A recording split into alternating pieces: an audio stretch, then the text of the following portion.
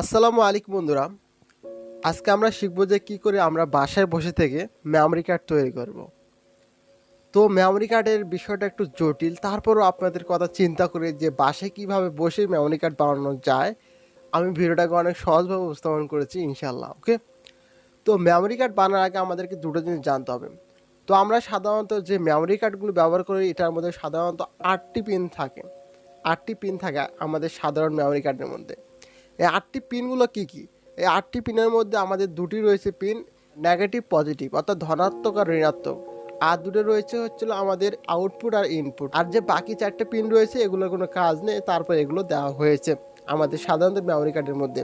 তো মূলত আজকে আমি আপনাদেরকে 1 মেগাবাইটের একটি মেমরি কার্ড বানিয়ে দেখাবো, বা 1 মেগাবাইটের একটি পেন ড্রাইভ বানিয়ে দেখাবো। ওকে, তো আপনারা চাইলে 10, 12, 15 জিবি আপনাদের মন মতো যত জিবি ইচ্ছা আপনার তত জিবি বানাতে পারবেন। তো আমি শুধুমাত্র আজকে একটা 1 MB মেমরি কার্ড বানিয়ে দেখাবো। ওকে,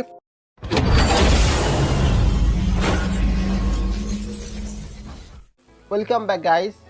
তো মেমরি কার্ড তৈরি করার জন্য মূলত আমাদেরকে 5টা জিনিসের প্রয়োজন হবে। নাম্বার 1, আমাদের একটা পিসিবি মাদারবোর্ড লাগবে।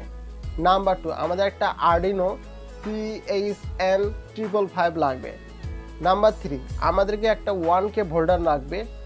নাম্বার 4, আমাদের একটি 103 লাগবে। নাম্বার 5, আমাদের একটি 10K ভোল্ডার লাগবে, এবং অ্যাট লাস্ট আমাদের 4টি পিন লাগবে। ওকে, তো চলুন আমরা কিভাবে মেমরি কার্ড বানাবো আমরা এটি দেখে নিই। ওকে, তো দেখেন আমাদেরকে সর্বপ্রথম পিসিবি মাদারবোর্ডটা নিতে হবে।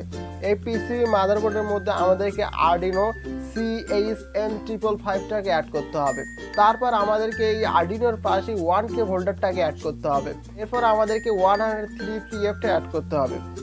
তারপর আমাদেরকে 10K ভোল্টারটাকে অ্যাড করতে হবে। অ্যাট লাস্ট আমাদেরকে 4টা পিন অ্যাড করতে হবে। এই 4টা পিন ভালো করে লক্ষ্য করুন। এই 4টা পিনের মধ্যে যে প্রথম দুটো পিন রয়েছে, এই ডান পাকার যে পিনটা রয়েছে এটা হচ্ছে পজিটিভ, আর যে বাম পাকার পিনটা রয়েছে এটা হচ্ছে নেগেটিভ পিন।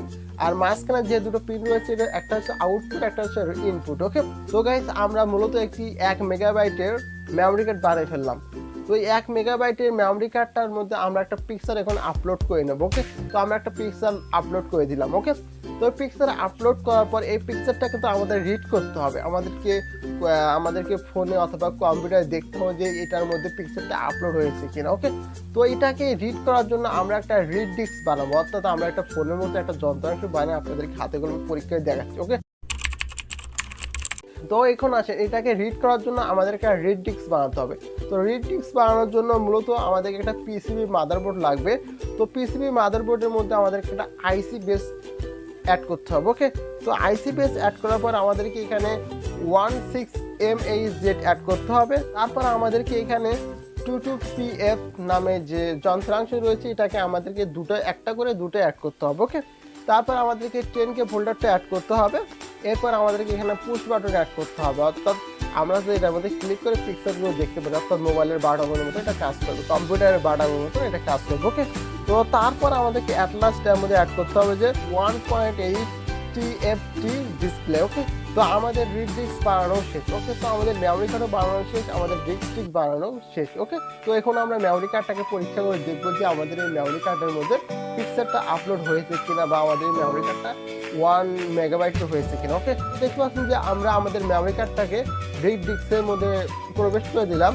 তারপর আমরা পুশ বাটনের মধ্যে অ্যাড করলাম। অ্যাড করার সাথে দেখতে পাচ্ছি আমরা এখানে একটা পিকচার দেখতে পাচ্ছি। ওকে, তো যদি আমরা পুশ বাটনের মধ্যে আবার যদি চাপ দেই তাহলে দেখতে পাচ্ছেন যে আমরা একই পিকচার আবার দেখতে পাচ্ছি, অর্থাৎ আমাদেরকে এখানে শুধুমাত্র 1 মেগাবাইটে একটা পিকচার আপলোড হয়েছে, অর্থাৎ আমাদের মেমরি কার্ডটা হয়েছে 1 মেগাবাইটে। ওকে, তারপর দেখেন আমাদের আরেকটা মেমরি কার্ড আমরা তৈরি করেছি, এটার মধ্যে আমরা অন্য একটা পিকচার আপলোড করেছি। দেখতে পাচ্ছি এটা আমরা যখন এখানে প্রবেশ করলাম রিড ডিস্কের মধ্যে, তারপর আমরা যখন পুশ বাটনের মধ্যে চাপ দিলাম দেখতে পাচ্ছি যে আমরা অন্য একটা পিকচার দেখতে পাচ্ছি। ওকে, তো দেখতে পেলাম যে আমরা খুব ইজিলি মাত্র কয়েক মিনিটের মধ্যে আমরা একটি মেমরি কার্ড তৈরি করে ফেললাম। ওকে, তো আপনারা চাইলে এইভাবে বাসায় বসে থেকে মেমরি কার্ড তৈরি করতে পারবেন। ওকে, তো এটা মূলত মেমরি কার্ড না, এটাকে বলা হয় পেন ড্রাইভ। ওকে, তো আমি ভিডিওর প্রথমে বলেছিলাম যে কিভাবে আপনারা 1 GB, 2 GB, 3 GB, 8 GB pen drive বা মেমরি কার্ড বানাবেন। এর জন্য আপনাদেরকে আমাদের মেমরি কার্ডের মধ্যে একটা জিনিস চেঞ্জ করতে হবে, অর্থাৎ আমাদের পেন ড্রাইভের মধ্যে একটা জিনিস চেঞ্জ করতে হবে যে আপনারা আপনাদের মেমরি কার্ডটাকে বা পেন ড্রাইভটাকে যত জিবি করতে চান, এর জন্য আপনাদেরকে আর্ডিনো CHN 555, এটাকে চেঞ্জ করতে হবে, এটার মডিউলটাকে চেঞ্জ করতে হবে, এটার পাওয়ারটাকে চেঞ্জ করতে হবে।